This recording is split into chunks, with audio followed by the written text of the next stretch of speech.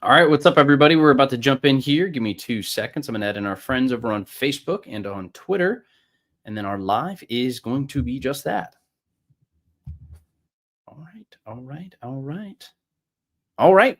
And we are live. What's up, everybody? My name is Garrett Chapman, and this is Falcons on SI. This is the Falcons Podcast with me, Garrett Chapman, your host. And we got some folks already starting to jump in. Very excited to do this podcast here on a Thursday, man. We're coming up on one of the biggest games of the early parts of the season. It's the Buffalo Bills, Monday Night Football. The air is starting to kind of get excited. You kind of feel some of that electricity coming up, and we have a lot to jump into here on the podcast tonight. I got 3 keys to a Falcons win. 3 keys. 3 things that I think are going to potentially decide the outcome of this football game, good or bad. But we'll get into all of that. I also have some injury updates, kind of things, see where things stand. I literally, no joke, just got out of my car. We're going live here a little bit late, so I apologize to anybody who normally is, champing at the bit, trying to get on here on this live at 6:00 right off the jump. But I, no joke, just got out of my car. So I got inside and I just run all the way in, and I'm like, all right, let's do this podcast. Let's do it. And very excited to be jumping in with everybody. See some folks already starting to jump in. Make sure to like the podcast. Make sure to share it. Make sure to pass it along to some of your friends and make sure that everybody can kind of jump in here and get some of this Falcons conversation going. But big thank you to everybody who jumps in. I see John Harrell. He says, good evening, my friend. Always good to talk to you. But how about this? Let's jump into our 3 keys. But we'll do that. We'll get some injuries. And then, of course, we're going to jump into your questions. So if you have comments, you have questions, you have things that you want to see or questions you want the answers to, I will be more than happy to answer as best I can. But again, make sure to share it with your friends. Make sure to share it along, and make sure to get a lot of more folks in here. Just talk some Falcons, build a little community here. So looking forward to that. Michael Baxter, my man, always good to see you over there on Facebook. Good evening, Garrett, and everyone at the Atlanta Falcons on SI. Good evening. Welcome in. Very excited to welcome you in, Michael. So let's jump right into this. Why don't we? Obviously, the Atlanta Falcons, they sit as a 4-point dog, 4.5 point, actually. You got to include the hook there on Monday Night Football. Game kicks off at 7:15. It's going to be an interesting one because this is a very good Bills team. This is a team who leads the NFL in terms of Super Bowl aspirations. If you want to put into betting odds, they are the number 1 team in the NFL. This is a team who knows exactly who they are. They've got an MVP quarterback. They've got an all-pro level running back, a guy who very much can get into that upper echelon of the NFL. I mean, this is a guy who's playing really, really good ball. They have a great offensive line, 2 bookend tackles who some could say are among the best in the NFL. So they run the ball well. They throw the ball well. They do everything really, really well. There's a reason this is a team who leads expectations for Super Bowl. That's why. They're really good. Falcons, we're still trying to figure that out. You know, I think anybody who wants to come out and say that they know exactly who the Atlanta Falcons are, I think they're either lying to you or they're lying to themselves a little bit. I think we have an idea of who we want them to be. We have an idea of who the Falcons are based off of things that we've seen during training camp or things like that. But no, as far as who the Atlanta Falcons are, it's been kind of up and down. You know, I mean, you go back to what you saw of this team in week 1. All right, it's a gritty team. They just need to fix some special teams issues. Look, they showed some potential. They're getting good pressure on the quarterback. They're just not quite there to finish. And Michael Penix, I mean, you just got to fight the lulls, right? He started really strong in that game, and then you went through that very long period of not really getting a lot going. And then you finish it with, some really good play from Michael Penix in this offense. But they couldn't run the ball, which is weird. Right. And then you go to Minnesota in week 2. And it's almost the inverse, right? Michael Penix isn't really doing a whole lot, but you're running the ball all over the yard, right? You go for 200 yards and you look great. The defense is hounding and harassing J.J. McCarthy. They get 6 sacks in the game. They get, 16 pressures in that one. I mean, the team looks unbelievable. They look like a legitimate contender in the NFC. Then they flip around and they lay an egg in Carolina, probably that's probably generous, right? So you answer that with, what you did 2 weeks ago, I guess it's now a week and a half ago, with the Washington Commanders. And really the offense really gets everything going. The offense pushes, and I got my puppy just rolled in. No, but everybody kind of gets going. and everybody got everything rolling in a big, big way, right? And then the defense isn't all the way there. They let Marcus Mariota and some folks trying to they kind of get some things rolling. They get some explosive running plays and things like that. But again, the whole point is it's a lot of this. It's a lot of this, and it's a lot of up and down. And ask any football coach. It's the most consistent thing is you don't want that. You want some consistency. You want to level things out. But to this point, we just haven't really seen that from this Atlanta Falcons team. I see some other folks start to jump into the podcast. I'm about to jump into our 3 keys for this Falcons game. Falcons team is going to come out and get a win. Get on the right side of 500 for the first time this season.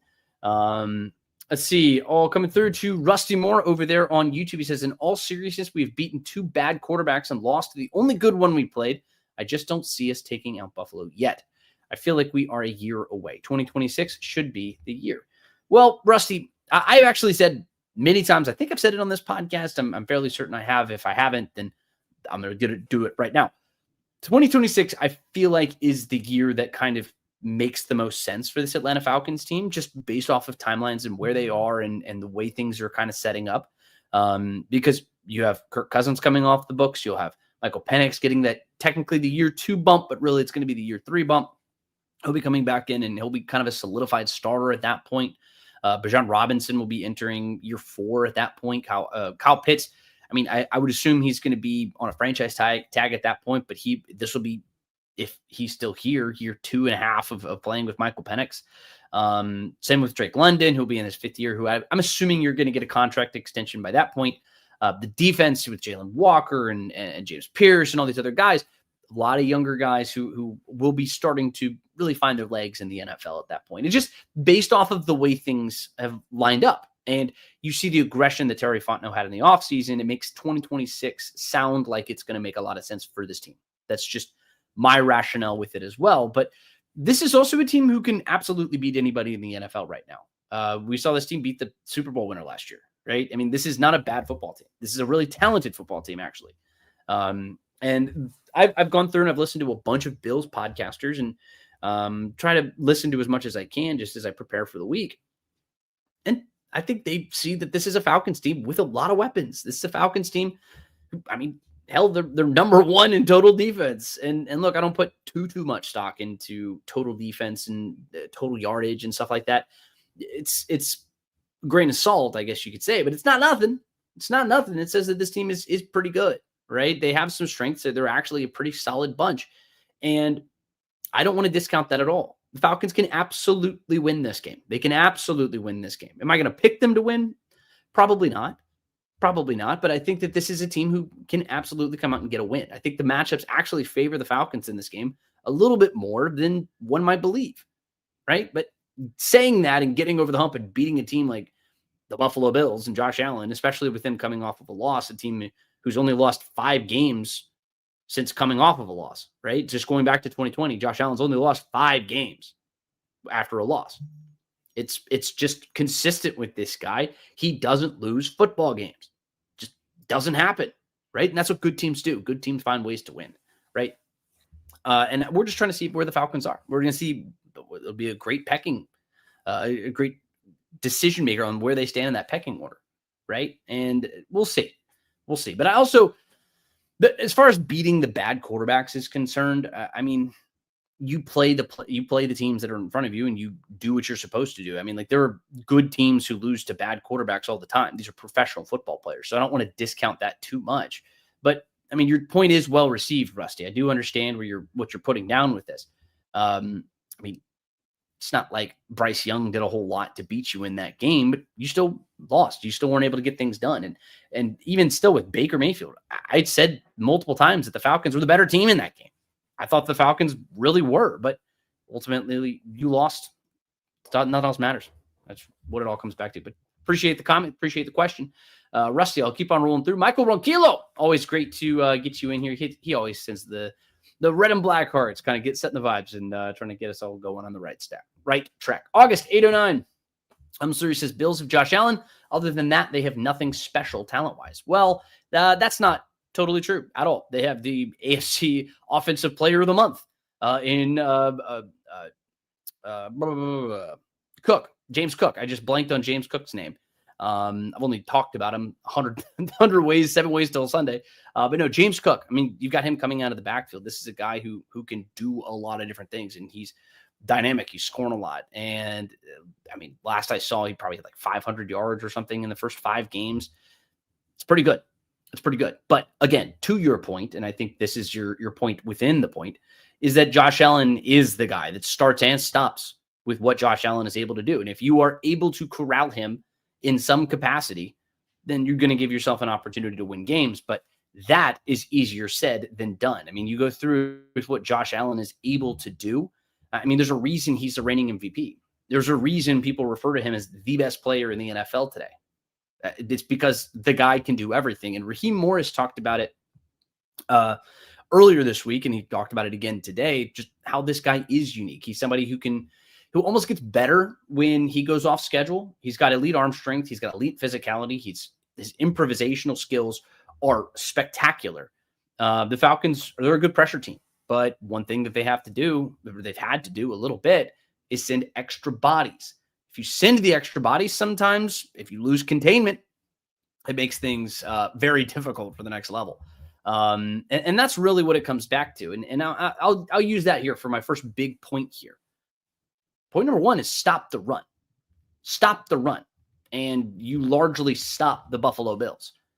Again, easier said than done, but that's where it all starts. And this is actually one of those spots where I think that it kind of lines up pretty well for the Atlanta Falcons, because when they actually run out of their base defense, they're 16th in the NFL or so. Again, I don't put too much stock into where they stand just in total yards and stuff like that, but it still matters to some degree. It gives you kind of a snapshot of who the team is. But when they run out of their base defense, this team is actually pretty solid against the run. They've been pretty consistently good.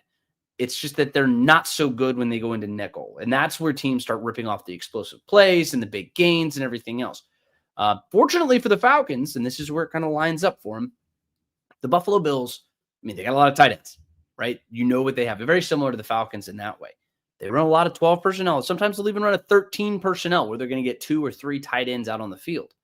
This could really favor the Falcons, because then they could stay in their base defense and they can actually, play the run pretty effectively.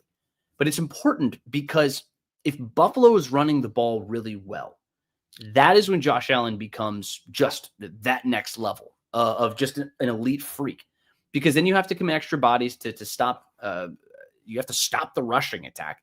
And that's when he's able to unleash the ball down the field. That's when he's able to kind of get everybody else involved, because it's with James Cook and Josh Allen, those two, that's the double-headed monster in the backfield. But it's kind of a committee approach everywhere else for the Bills, right? But there's a reason the Bills have 53 explosive plays this season. Atlanta's been not great in this regard. They've given up some explosive plays. They've given up 19 of them. But you have to be willing to stop the run. You have to stop the run if you're going to give yourself the opportunity to stop everything else. Because if they start getting that run going, if they start getting that explosive pass game going, it's going to be kind of brutal. I see hopeful 7. Let's go Falcons. Yeah, that's it. And Ray, what a BGC. Welcome in. Thank you so much. Very excited for all you Falcons folks in here.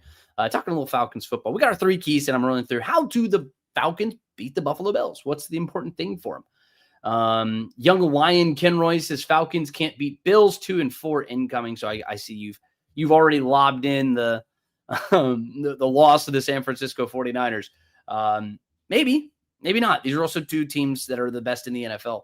But again, I think the Falcons have a fine chance of going out and actually getting a win in one of these games. And if they could split, I think that's probably your best case scenario. There's no way they sweep that, just in general. But hopeful 7 comes through, says, I think we can win, especially with the bye. I actually think that the bye week helps a little bit. And I talked about this on Tuesday. Teams who are coming off of a bye week in week 5, since they instituted the week 5 buys, have a winning percentage of about 57%. 57%. That's pretty damn good. And I like those numbers. I like those odds. They kind of play into the favor of the Atlanta Falcons, right? That equates to about 7.5 wins. We actually did the whole breakdown. We went through game by game and said, all right, is this a game that they can win? Is this a game does this make sense? And of course, every game's going to be different. Every week is different, and everything changes on a dime in this league. And that's kind of one of the reasons why it makes it so exciting. But coming off of a bye, it is an advantage. It is an advantage. You get that extra week of rest. You get that extra week of preparation. And look, I think as much anything else, it gives the Falcons an opportunity to self-scout and really look at themselves over the first 4 weeks of the season and say, hey, these are things that worked. More importantly, these are things that didn't work, right? And we'll see, again, with Zach Robinson, now he's down on the sideline. We'll see if that actually makes that big of a difference. I would say it was a pretty tangible difference against the Washington Commanders. We'll see if that continues. Now, if it does, and that's the key to unlocking this offense, then so be it.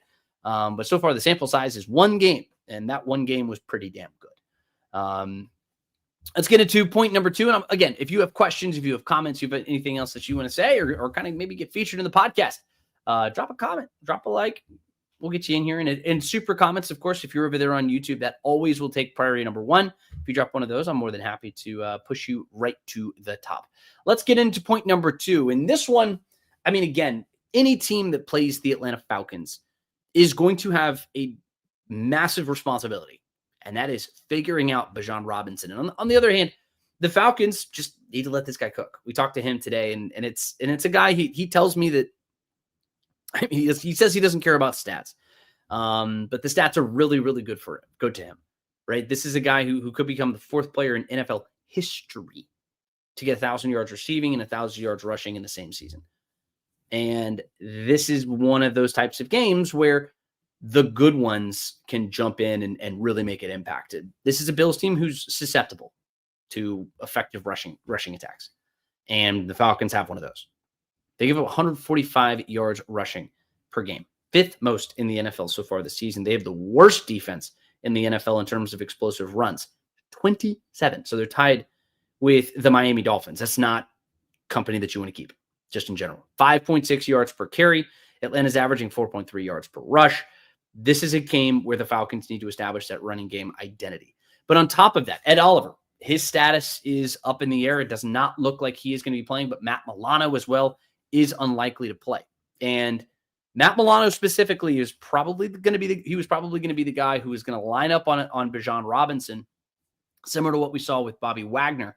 And one of the big reasons why Bijan goes over 100 yards through the air is because you get him out into a swing pass and he's in space. And what are you going to do against Bijan Robinson in space? Not a whole lot.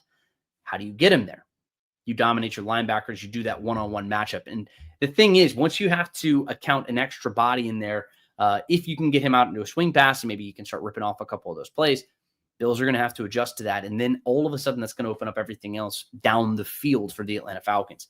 And this is one of those big things here for the Falcons. They have to figure out who this offense is. And that's point number 3. That's kind of an all-encompassing third point. So number 1 was stop the run. You got to stop the run against the Bills. Number 2, you just got to let Bijan cook. I mean, this guy is the best player in the NFL, says Raheem Morris. This is the opportunity where you really show the rest of the league, yeah, this guy's legit. But then point 3, figure out who this offense is. We started the podcast talking about just some of the overarching inconsistencies of this Falcons team, specifically the offense. I'd say the defense, we have some kind of an idea of who they are. They've been a lot more steady, a lot more consistent. The offense has been anything but. We caught a glimpse of some of the explosiveness last week against the Commanders in week 4. But the week before that, absolutely nothing. The week before that, you saw some really consistent offense until you got into the 20s.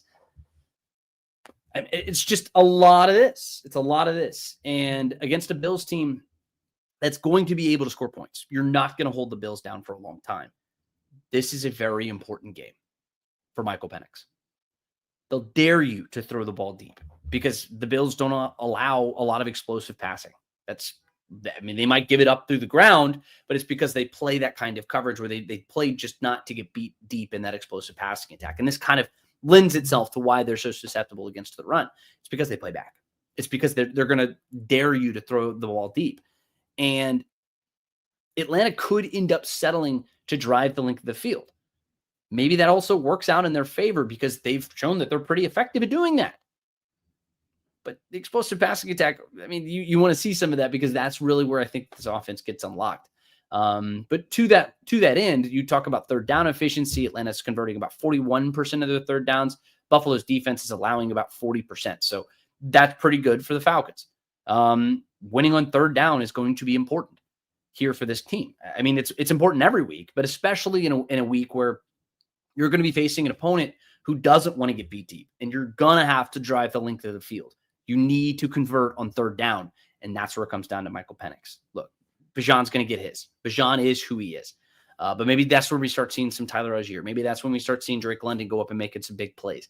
Kyle Pitts. That's something where you've seen a lot more of his ability to find open space and use his athleticism and speed to get down the field and make some explosive after the catch, right? But the last big thing for this all-encompassing third point about figuring out who this offense is, got to protect the football.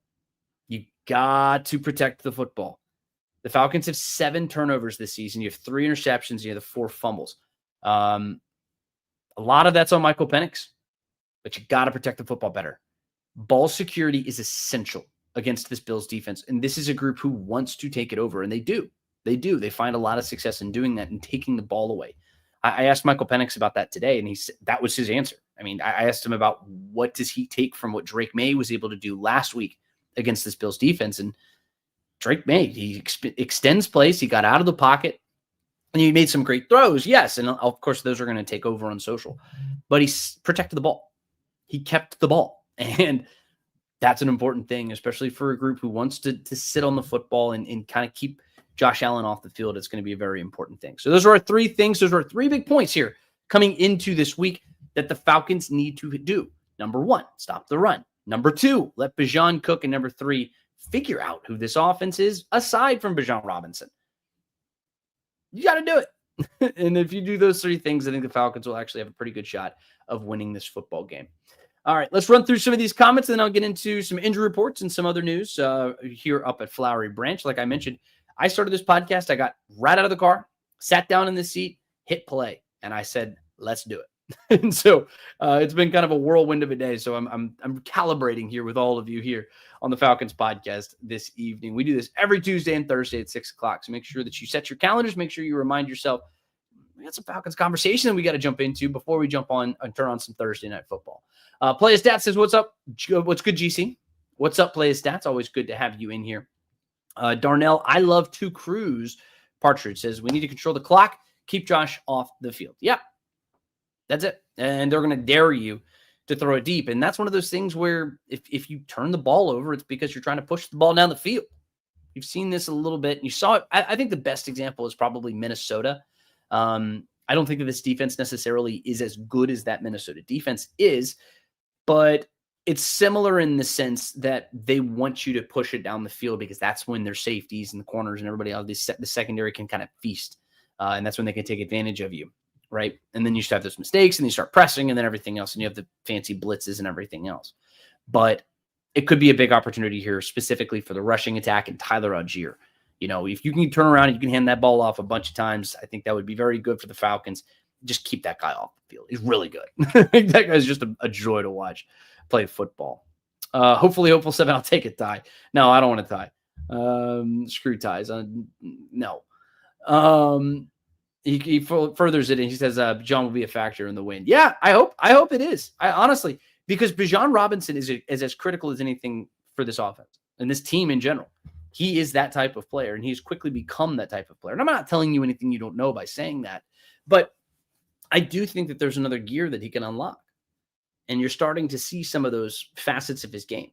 And once he gets into that consistent explosiveness that we've seen from him a little bit more this season, then he's going to start jumping into MVP discussions, offensive player of the year discussions, like things like that. And you're starting to see a little bit of it now, but I want to say that NFC Player of the Month was the first time he's ever gotten that honor. You're going to start seeing a lot more of it. And a lot of that comes back to explosiveness. Really, that's the biggest thing here. Yeah, so Rusty, yeah, 53. That came from I can't remember who I cited that source from. It varies based off of what an explosive play is. So sometimes it can be 10-yard rushes, 15-yard receiving plays. They have a lot. Let's put it that way. They're a very explosive team. And look, I know every single person who's watching this right now has watched the Buffalo Bills play football with Josh Allen. Everybody has. They're fun. They're a great offense. They're a great team.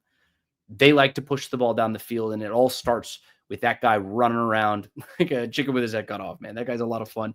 And it all starts with Josh Allen. He is the head of the snake. Terry Ward over there on YouTube. And again, if you guys have questions, I'm always happy to jump in and answer as many of these as I can. Do you think that with Jeff coming from the Bills division, would help slow down the Bills offense? Jeff Ulbrich, the defensive coordinator. He was the defensive coordinator with the New York Jets for many years, with Robert Saleh, and then he was the head coach. And yeah, we talked to him today. He said very clearly that he's used to covering a guy like this and preparing for a guy like this, but it doesn't make it any easier. So unfortunately, the answer is yes and no, because a guy that is as good as Josh Allen at the quarterback position is never something that's consistent, right? He can beat you in a plethora of ways, any number of different ways. So maybe in a micro level, because he's going to be able to tell guys what they can expect. He's not going to be surprised by anything because there's probably not a whole lot that he hasn't seen, but he did joke that this is the reason that you have the bags under your eyes. This is one of those types of weeks where you have long sleepless nights trying to prepare for a guy like this because he can beat you in any type of way, right? Any kind of way. Michael Ronquillo, Atlanta Falcons tight end Kyle Pitts was mentioned to be traded to the Denver Broncos. As a Broncos fan, I say no to tight end Kyle Pitts. He deserves to be with the Atlanta Falcons. Well, deserves. I don't know about deserves. I know he was drafted by the Atlanta Falcons, and I know the Falcons are I'm starting to buy in a little bit to some of this Kyle Pitts stuff because I think they found a role for him. And that's very important for young players, especially somebody who's as old, which is not old, as old as Kyle Pitts. The guy's, 23 years old or so? I was talking to some members of the media today about it. It's a lot of it has to do with the fact that this is just a guy who he's growing up a little bit. You know, and he's finding some of that maturity. And I think he's hitting the level. He just seems more comfortable, whether it's talking to the media, whether it's him playing out on Sundays. He seems like he's a lot more comfortable. And I think a lot of that has to come down to the fact that this is a guy who's found a strong role for himself. He has something that he does really well. He plays, he finds space. He's not going too deep. He's averaging by far the shortest yards per air target of his career. By far the lowest. And I think that's good because that kind of helps him sit in space and find a good spot for himself. He catches the ball, he makes a play, and he turns upfield and he can go do something with his legs. That's one thing that's been very good for him, and I'm very confident with that. What does that mean going forward? Still way too soon. We'll see down the road. All right, I'm going to turn back into some other content. If you have questions, if you have comments, you have stuff that you want to add, make sure to drop a comment. That, as always, we appreciate all likes, all subscriptions, anything else that you can do while we're just rolling here on the podcast. Thank you to all these folks. We're over 100 folks across all platforms. So welcome. Thank you so much for being here. If it's your first time, hope to see you again on Tuesday. Every Tuesday and Thursday we do this podcast. But let's kind of keep on rolling through here. Falcons injury updates. We talked a little bit about this on Tuesday, but we have a little bit more clarity coming in just based off of the injury reports that are now official, at least for the first day. So it's Thursday today, but technically by game week standards, it's Wednesday. So this is our first one of the week. We'll get another one tomorrow and then a final one on Saturday. And that's going to kind of give us a better idea of what we're going to see on Monday. But our full participation players, Nathan Carter, the third string running back, he had the hamstring issue. It's held him out of the last 2 games. He's full participant, so he should be back ready to roll. Taquan Grant, I was also very surprised. They had just opened up his 21-day window, full participant. Tells me he's going to be playing on Sunday, or on Monday, excuse me. Love that. And you look at a body profile of somebody, and I asked Coach Ulbrich about this as well. he's just a guy who unlocks different levels. He's got the physical traits, but he's got it up here. And he's really excited to get him in there and kind of unleashing, especially you look at what kind of run scheme that this Bills team runs.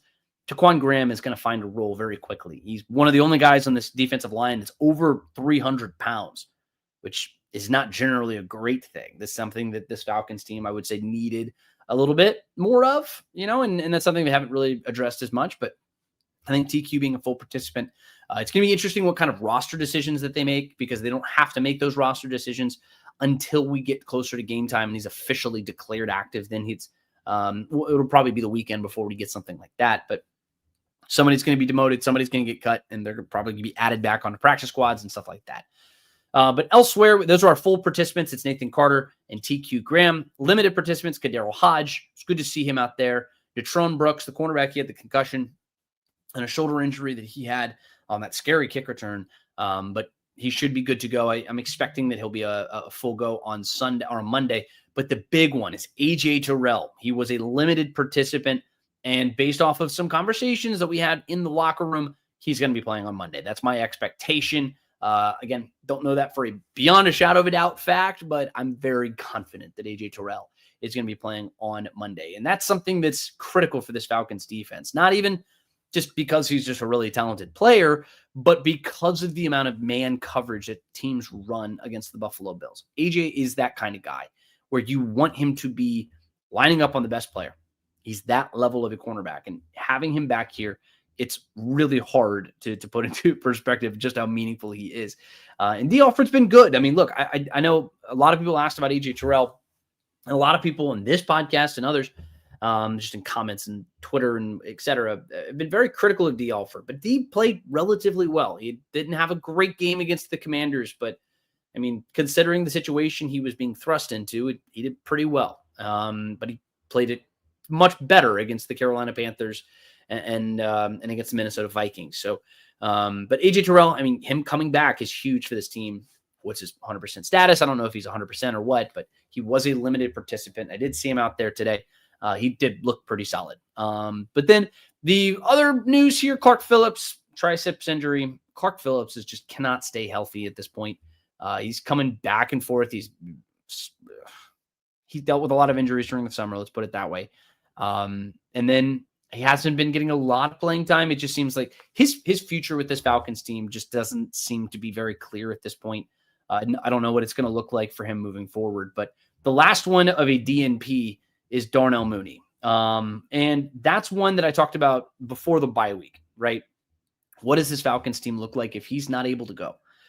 It's not great. I'm not super excited about that reality necessarily, because this is a team who needs him to be able to stretch the field, who needs this guy for the explosive element that's otherwise relatively lacking. We saw a little bit from Drake London with the game against the Commanders. You saw he got down for a 40-plus yard gain at one point down the sideline. It was a beautiful throw and catch between Drake and that 9-5 with Drake and Michael Penix. But Darnell Mooney's that guy. And Casey Washington is expected to be the guy who kind of steps in and plays that role. But he's not going to bring you that same explosive element that Darnell Mooney would. It's not to say that he doesn't have it in him somewhere, but based off of things that we've seen, it just hasn't been the case. But maybe the Falcons end up being a buyer when we get into the next couple of months. We've got November 4th, I believe, is the trade deadline. I would not be all that surprised if you go get a Jacoby Myers, if you go look into potential trades down the road. So maybe that's something they look into. Just depends on the status of Darnell. And again, he may even play on Monday. We don't know for a fact. We just know that he was not a participant today. Jumping back into some of these comments. Let's see. Happy Hudson says, definitely have to win the turnover battle if we were going to pull out a win. I don't think the Falcons have actually won the turnover battle at any point this season. Well, maybe against Minnesota. But outside of that, I don't think that the Falcons have, because they lost it against the Bucs. They definitely lost against the Panthers, and they won it against the Minnesota Vikings. And then I think they also lost it against the Commanders as well, I believe, or maybe they split it that way because Xavier had the interception, whatever. Point is, this is a Bills team that you need to win the turnover battle. It's a very, very important thing. So great note they're Happy Hudson. You've got to, more importantly than having takeaways, you have to protect the football. That comes down to Michael Penix. So Xavier's going to get into some situations. Jesse Bates is going to cheat up on some routes. He's going to get potentially a couple of opportunities because Josh Allen's a gunslinger. That's one thing that's very consistent. It's not uncommon that this guy throws interceptions.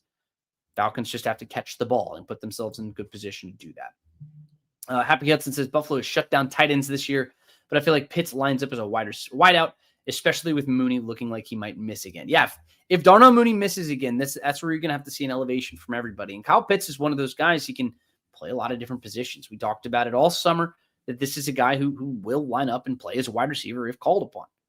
It's not the craziest thing to think that he can do that in this game, but I think Casey Washington's probably going to be the guy that you end up looking back on this game and saying that's one of the reasons we did or did not win. Can he come in and make? And it's not that he has to come out and have 100 yards or anything like that. I'm saying that this is a guy who has to step in and play a big role and kind of mitigate any losses that Darnell Mooney might have. Now that's assuming that Darnell Mooney doesn't even play, which we're not there yet.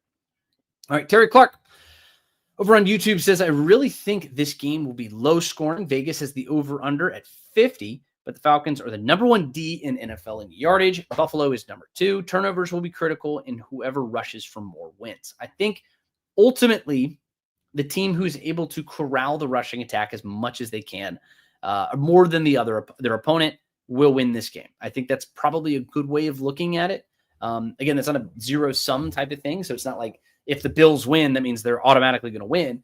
There are obviously a lot more factors involved in this, Terry, and that's just the nature of football, right? But no, I think that's a pretty solid indicator because it's going to give you a good look at what the rest of this game is going to look like. If the Falcons can come out and hit 150 yards on the ground, it's going to give them a really good shot to win this game. But the thing is, the Bills have given up 145 yards per game, and they're pretty damn good. They've only lost once this season, so it's not quite as cut and dry as that might be, so it's more important that the Falcons stop the run, I would say. So it's like, if you can hold the Buffalo Bills maybe down to 120 yards rushing or something, 115 yards rushing, that really sets you up in a really good situation, and you win the turnover battle.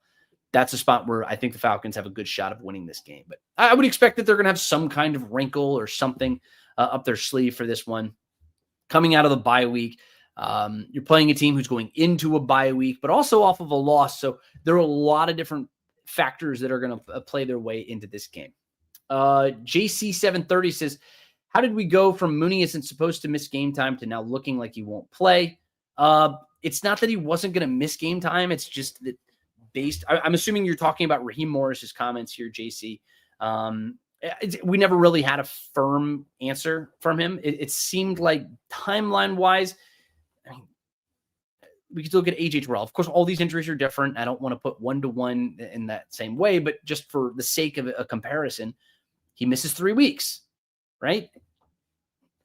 3 weeks would put Darnell Mooney to missing this week and coming back next week, right? So we'll see what that actually ends up looking like, but maybe missing next week as well. I mean, it's not off the table. Hamstring injuries, soft tissue injuries in general, especially for explosive athletes like wide receivers, they're going to want to take it slow, and they're not going to want to create problems for themselves down the road because it can very, very easily exacerbate the issue and turn into a bigger problem down the road. So I'd expect them to take their time on this. He's a DMP today. It'll be something to track throughout the course of the week. All the more reason to give us a follow. Falcons on SI, because we're going to be up there at Flowery Branch and keeping everybody updated on everything that's going on. We'll get more info on that as it comes. But my opinion, I just don't think he's going to play. That's just my opinion. He could end up suiting up. We never know. It'll be a game time decision, I think, is what you'll probably hear from Raheem Morris. He'll call it a game time decision. JC says this too over on YouTube. So excited for a primetime game against a contender. Hoping we provide the national media with a good showing to become one of the premier teams. I hope so. From your mouth to God's ear, JC. From your mouth to God's ear. I think that this is a team who's plenty good, right? This is a Falcons team who's solid, right? They're just not consistent. And I think if they can come out and put on one of those good performances, I think they can garner a little bit more of that respect, and potentially that turns into something else down the road. Maybe free agents, a little bit more conversation, a little bit more buzz. All that's good for this Falcons team, just based off of where they are right now. They need as many marquee wins as they can, but more important than that, they need to start stacking wins because this is a team who, they have playoff aspirations. Now you're playing a team with Super Bowl aspirations. See what that actually ends up looking like. But this is a Falcons team that's plenty talented. Michael Penix is a good football player. You're just going to have the ups and downs of a young quarterback. Bijan Robinson is the best running back in the NFL right now. Drake London is an elite wide receiver one. He's a top guy, but can he get to that Jamar Chase level? Can he get to that A.J. Brown, that Justin Jefferson? Can he get to that? He's not there yet. Can he get there? And playing Monday night games, especially Monday night games at home, is a really big opportunity. I want to say this is the first Monday night game that I can remember since the Benz opened and they played the Philadelphia Eagles. Was that Julio Jones game at home, not on the road. I think physically at home at Mercedes-Benz Stadium. I want to say since 2018 that they played that game. I want to say that's right. It's been a long time. It's been a really long time. They played the Sunday night game. They played the Kansas City Chiefs, but there's something different about Monday Night Football. And now, again, you're going to have two teams playing on Monday night, but we'll see. We'll see. All right. That's going to be it for us here on the podcast tonight. Big thank you to all the wonderful folks who asked some great questions. We heard from all kinds of people: Terry Clark, JC, Happy Hudson, Michael Ronquillo, Hopefully Hopeful 7, Play Stats, all kinds of great folks. Very much appreciate you guys jumping in here, making your presence felt here on the podcast. We do this every single Tuesday and every single Thursday at 6 o'clock. So try to get 30 minutes to an hour here with you and just trying to talk some Falcons and, maybe get some of these vibes kind of rolling, but I really appreciate all of you guys who jumped in here. Scott and Nick, they're going to be going live at 8:30 on Monday. So make sure that you jump in there and follow them and kind of get things going with them as well. Give me a follow at GChapATL on Twitter. Best way to stay up to date on everything that we've got coming out. I got a couple features that are going to be coming your way as we prepare for the game on Monday night. Very excited about this one. Very excited for the opportunity. But best way to follow is at GChapATL, but you can also head over to Falcons on SI, si.com/NFL/Falcons to get your fix there too. My name is Garrett Chapman for Falcons on SI. This is the Falcons Podcast with your host, Garrett Chapman. Until next time, go Falcons.